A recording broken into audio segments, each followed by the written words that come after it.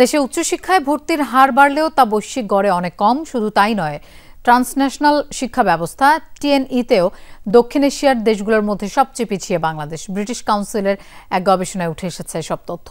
এ থেকে উত্তরণে দেশে transnational education টিএনই প্রদানকারী শিক্ষা প্রতিষ্ঠানগুলোকে স্পষ্ট নির্দেশনা দেয়া সহ আন্তর্জাতিক ও দেশীয় প্রতিষ্ঠানে কার্যকর সহযোগিতা বৃদ্ধির সুপারিশ করা হয়েছে।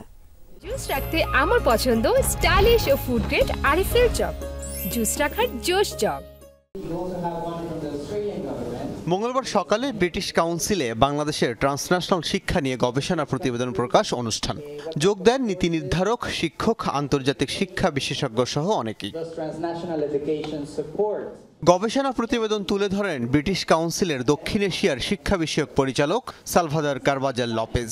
বলেন, এই অঞ্চলের 8টি দেশে ট্রান্সন্যাশনাল এডুকেশন ব্যবস্থায় সবচেয়ে এগিয়ে শ্রীলঙ্কা আর পিছিয়ে বাংলাদেশ।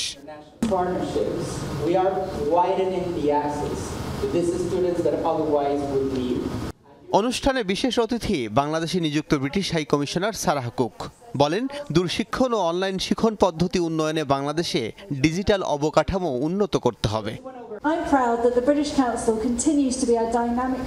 আমি গর্বিত যে ব্রিটিশ কাউন্সিল বাংলাদেশের উচ্চশিক্ষায় তথ্য সহযোগিতা সহ নানা বিষয়ে পাশে থাকে। ব্রিটিশ হাই কমিশনও এ নিয়ে কাজ করে। দুই দেশের মধ্যে এমন সহযোগিতা আগের মতোই অব্যাহত থাকবে।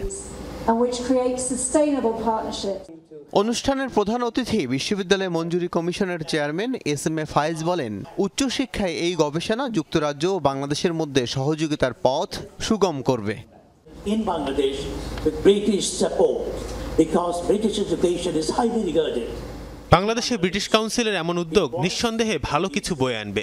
আমরা একটি পরিবারের মতো হয়ে দুই দেশের উচ্চশিক্ষাকে এগিয়ে নিতে একে অপরের পাশে থাকব। এই গবেষণা প্রতিবেদনের জন্য ব্রিটিশ কাউন্সিলকে ধন্যবাদ। গবেষণা প্রতিবেদন প্রকাশের পর বাংলাদেশ ট্রান্সন্যাশনাল এডুকেশনের সম্ভাবনা ও সামাজিক মূল্য শীর্ষক এক প্যানেল আলোচনা অনুষ্ঠিত হয়। আল আমিন হক অহন, যমুনা নিউজ, ঢাকা।